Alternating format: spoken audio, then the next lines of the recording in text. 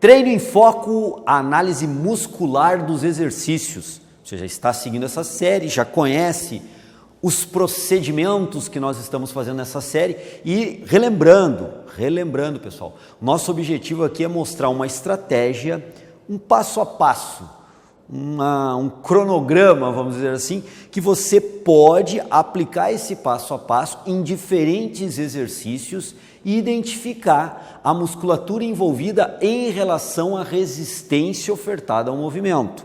Vejam bem, é a musculatura envolvida a partir do princípio da resistência. Outros músculos às vezes são envolvidos, nós vamos gravar vídeo sobre isso, mas não tem uma relação direta com a resistência ofertada ao movimento. Então a base desse passo a passo, dessa lógica que nós estamos apresentando nessa série Análise Muscular dos Exercícios, é a partir da identificação da resistência, da direção e o sentido dessa resistência, aí sim, aí passar para a análise dos músculos envolvidos a partir de uma resistência ofertada ao movimento. Essa é a base conceitual e a partir dessa base conceitual que nós estamos gravando vários vídeos, esse já é o sexto, sétimo vídeo dessa série analisando exercícios, tá ok? No vídeo de hoje nós vamos analisar a musculatura envolvida no exercício de chute de tríceps, agora vejam bem, chute de tríceps, patada de tríceps, coice de tríceps ou extensão de cotovelo. Na verdade, eu estou falando do mesmo exercício que pode ser designado de 4 formas diferentes. Chute de tríceps, patada de tríceps, coice de tríceps e extensão de cotovelo. Se nós pegarmos a literatura e descrições desse exercício, os 4 termos são usados. Logo depois da vinheta, nós vamos analisar no passo a passo esse exercício.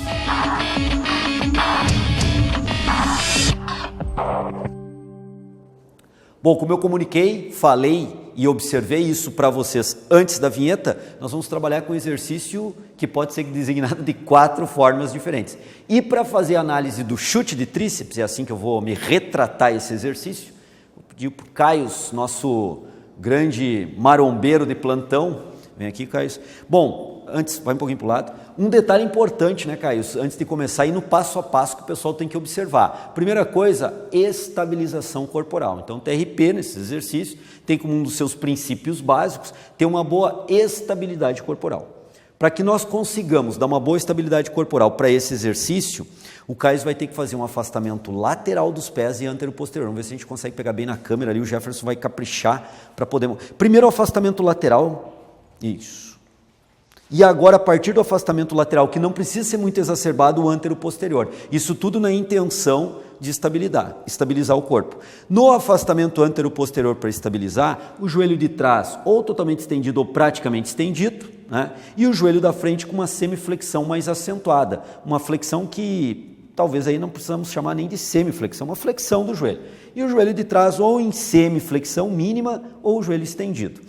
O Caio está com os membros inferiores estabilizado, que ajuda a estabilizar o tronco, a parte superior do corpo. Agora, Caio, o seguinte, como tu vai fazer o chute de tríceps, tu vais manter uma regularidade e um alinhamento entre o posicionamento de membro inferior e o posicionamento do tronco. Para isso vai ter que inclinar um pouco, fazer uma flexão do quadril em cadeia fechada. E aí, pessoal, eu posso usar aqui o bastão, por exemplo, para mostrar esse alinhamento. Então ele mantém um alinhamento em relação aos membros inferiores e ao tronco, posicionando agora o tronco e os membros inferiores no mesmo plano de posicionamento corporal, que é o que eu estou mostrando agora aqui com o bastão. E percebam que o Caio já está com o membro superior contralateral apoiado no joelho. Depois nós vamos ver a lógica de usar o membro superior contralateral, ou seja, contrário ao lado que vai se exercitar, apoiando com o cotovelo estendido, apoiando a mão sobre o joelho. Daqui a pouquinho a gente vai ver esse detalhe que é importante. O que nós vamos analisar agora? Nós vamos analisar a resistência. E eu vou usar de novo o fio de prumo para mostrar que a resistência, como o Caio está segurando aqui um peso leve, a gente pegou esse peso leve até porque ele é vermelho, fica bem contrastante com o fundo escuro, para poder mostrar bem, a resistência é um peso livre, é um halter.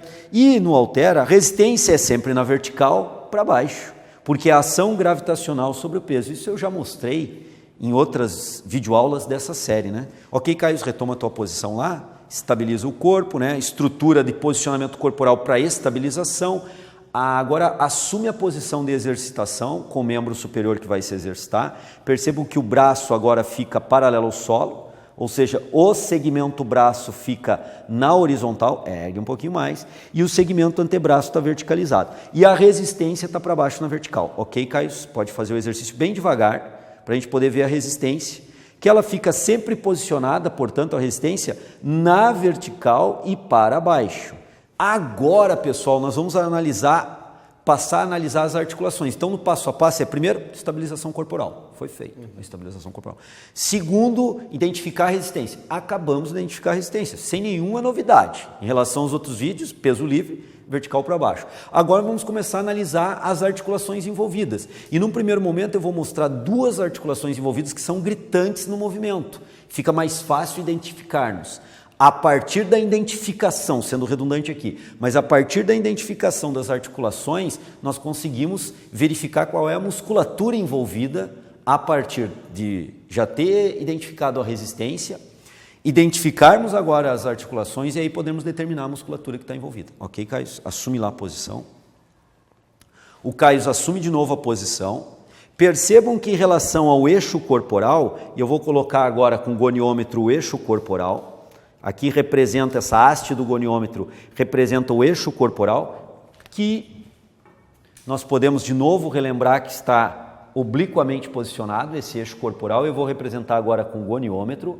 Vejam bem posicionado o eixo do goniômetro no eixo do ombro e aqui o posicionamento corporal. Então essa haste representa o alinhamento corporal. Muito bem. O alinhamento corporal, e agora sobe mais teu braço, Caio. Percebam que o Caio está então com um determinado ângulo, que não cabe aqui a discussão desse ângulo, mas um determinado ângulo seguindo o alinhamento corporal nessa haste, seguindo o alinhamento do braço nessa haste, o Caio está em extensão do ombro. Extensão do ombro. E o cotovelo do Caio, se nós fizermos a mesma estratégia, ele tem um grau de flexão. Pode descer aqui assim. Isso, deixar a sobração gravitacional só sustentar o ombro. Tem uma flexão do cotovelo que é aqui em torno de 90 graus. Segmento do braço, segmento do antebraço e o centro do goniômetro eu coloco no centro articular, o eixo lateral do cotovelo. Então aqui está a posição de duas articulações identificadas. Ok, pode relaxar, Caio. A partir dessas duas articulações são as duas mais gritantes, que normalmente o pessoal observa melhor no movimento. Nós vamos agora, nessas duas articulações, a partir do entendimento da resistência, ver qual é a musculatura envolvida. Então vamos lá, Caio, a execução do exercício. Então o Caio agora vai executar o exercício. Ele vai fazer uma extensão do cotovelo e flexão do cotovelo. Percebam, extensão do cotovelo com flexão. A extensão do cotovelo é concêntrica, o músculo encurta, a flexão é excêntrica. Então, se eu analisar o trabalho muscular aqui, ó, nós temos o tríceps que encurta e alonga, o tríceps que encurta e alonga, considerando até a cabeça longa do tríceps braquial, encurta e alonga. Então, nós temos uma articulação, pode relaxar um pouquinho, Caio, dinamicamente envolvida, e é básica essa articulação, é o chute de tríceps que trabalha, obviamente, tríceps braquial, e é uma articulação que está dinamicamente envolvida no movimento. Ela está em si, propriamente dito, fazendo e executando movimentos de flexão e extensão. De novo, extensão concêntrica, flexão em freio excêntrico. Freio excêntrico? Por que freio excêntrico? Porque está freando um movimento causado pelo peso. Vamos fazer de novo? O peso vertical para baixo. Opa, é isso que nós queremos analisar. Então, ó, quando o Caio estende o cotovelo, percebam que o peso levantou. Quando o Caio flexiona o cotovelo, o peso desce. E esse peso ele quer sempre ir para baixo, a ação da gravidade. Então, como é um movimento rotatório, porque nós temos o eixo aqui, o peso sobe, ação concêntrica encurtando, o peso quer descer, o Caio faz um freio excêntrico do movimento. Porque se ele não frear, estender o cotovelo, ele não frear, ele vai fazer uma queda em forma de pêndulo, que foi isso que eu fiz agora. Estendeu o cotovelo, caiu. Acelerativamente faz um pêndulo gravitacional. Mas o Caio estende contra a gravidade e faz a flexão do cotovelo, sustentando o movimento, lentamente freando contra a gravidade. Pode se posicionar, pode relaxar. Então, freio excêntrico, porque está freando o movimento causado pela gravidade. Que músculo envolvido? Tríceps braquial e ancônio. Só que a participação do ancônio, que é um músculo pequeno, na maioria das vezes a gente nem considera, né, Caio? Passa como que desprezível a participação, porque a produção de força comparativamente ao tríceps braquial é muito pequena. Não é só essa articulação que está envolvida no posicionamento e no exercício. Existem outras articulações que estão estaticamente envolvidas e elas estão evitando tendências de movimento. Vamos partir agora para a análise do ombro. Tá? O Caio assume a posição, ele posiciona o braço na horizontal. Sem executar o movimento de flexão e extensão do cotovelo, percebam que o peso quer descer. Ao descer o peso, percebam que, obviamente, estende o cotovelo, mas também faz uma flexão do ombro. Volta, Caio. Posicionou, executa o movimento. 2 vezes só. O braço tem que estar parado na horizontal. Isso. Focou aqui, relaxou aqui, manteve o braço. O que acontece? Para o peso descer, resistência para baixo, para baixo, para baixo, para baixo. O que causou no ombro? Causou uma flexão do ombro. O Caio estava nessa posição, fez uma flexão do ombro. Se estendeu o cotovelo, né? Está executando o exercício, ele estende o cotovelo, volta, ele faz uma flexão do ombro. Então o Caio tem que manter o ombro em extensão, parado, estático o tempo todo para que possa executar a flexão e extensão do cotovelo que nós já analisamos. Para isso, contração que flexiona o ombro. Quais são os músculos que evitam essa ação de flexão do ombro e mantém parado de forma estática a articulação glenomeral? Deltoide posterior tem uma grande participação, o deltoide na sua porção posterior. Tríceps braquial, cabeça longa do tríceps braquial tem uma participação também nessa situação. Tanto é que ao estender o cotovelo nessa posição, a cabeça longa do tríceps braquial entra em insuficiência ativa, mas isso é uma discussão para uma outra série futura do Treino em Foco. Volta aqui. Então, deltoide posterior tem uma grande participação para manter essa posição junto com o tríceps braquial. Ok, Caio, relaxou. Cabeça longa para manter o posicionamento do ombro. Só que agora o Jefferson vai nos ajudar, nós vamos tentar mostrar uma movimentação da escápula também. Porque existe algo que nós sabemos chamado ritmo escapulomeral. Então, há movimentos glenomerais em que a escápula participa assessorando, dando apoio para esse movimento escapular. Então, como existe aqui uma tendência de movimento, bloqueada por deltoide e tríceps em contração, principalmente o deltoide posterior em contração isométrica, bloqueia a tendência de movimento de flexão do ombro, que é produzida pela resistência. Mas ao fazer essa tendência de movimento e flexão do ombro, a escápula se movimenta também. Vamos tentar pegar com a câmera agora aqui, entra na posição. Posiciona primeiro, isso. E aí a escápula do Caio, vou colocar a mão aqui, pega bem aí, Jefferson. Escápula do Caio, e aí faz o movimento lá, Caio, 2 vezes, estende o cotovelo. A escápula está parada, contra uma tendência de movimento, mas o ombro também está em extensão. Ok, deixa eu flexionar aqui, flexionar, ação gravitacional, relaxa aqui, mantém o braço, isso. Agora vai relaxando o teu ombro lá, vai deixando o ombro acontecer. Olhem a escápula acompanhando o movimento. Então tem um movimento escapular que ocorreu aqui, uma abdução da escápula, com uma pequena rotação lateral também, ou rotação superior. Volta à posição, Caio. Percebam a escápula. Bloqueou, parou para executar o exercício de extensão do cotovelo. Percebam que a escápula aduziu e rodou um pouquinho internamente.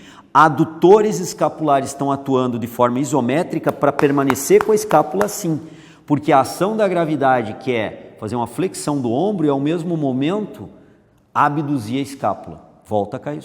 Adução escapular, se posiciona, estabiliza, contração isométrica de deltoide posterior para estabilizar o ombro, contração isométrica de trapézio e principalmente romboides para estabilizar a escápula, contra a tendência de movimento de abdução escapular. Pode relaxar. Então essa é uma situação que ocorre aqui também. Para estabilizar glenomeral, tem que estabilizar a escápula também. E aí, estabilizar em adução. Então, normalmente, quando se faz esse exercício, se faz uma pequena adução escapular, fixa essa musculatura em isometria, fixando, portanto, o posicionamento da escápula, e aí sim se executa o movimento de flexão e extensão do cotovelo. Então, vejam bem, no chute de tríceps, dinamicamente envolvido, tríceps braquial e ancônio. Estaticamente envolvido, músculos que estabilizam o glenomeral, deltoide posterior, junto com o tríceps cabeça longa. E na escápula, nós vimos que nós temos aqui os romboides maior e menor, e temos também o trapézio, principalmente a porção medial e superior do trapézio, estabilizando essa escápula.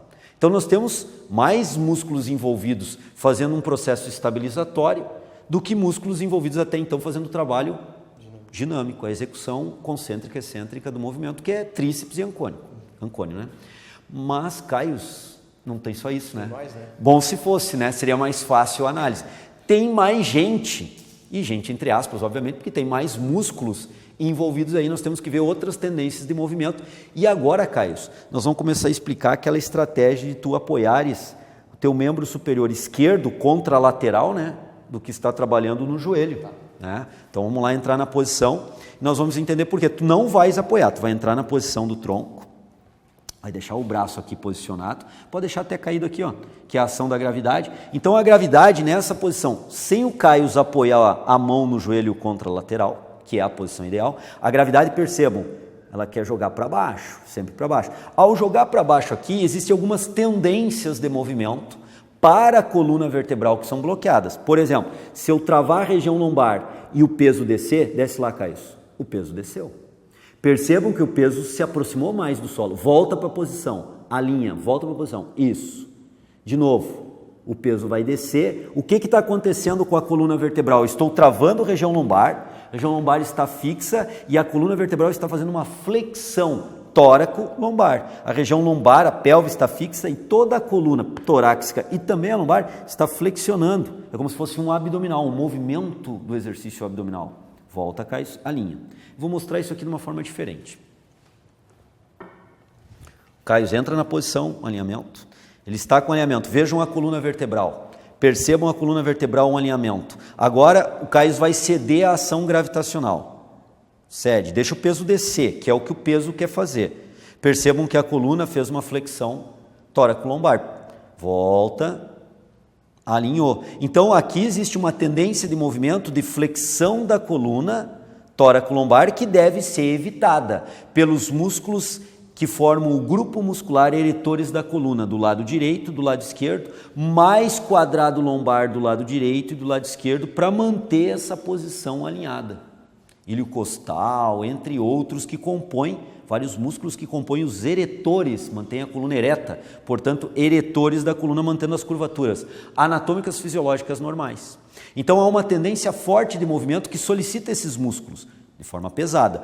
Porém, o Caio apoia a mão no joelho contralateral. Esse apoio da mão no joelho contralateral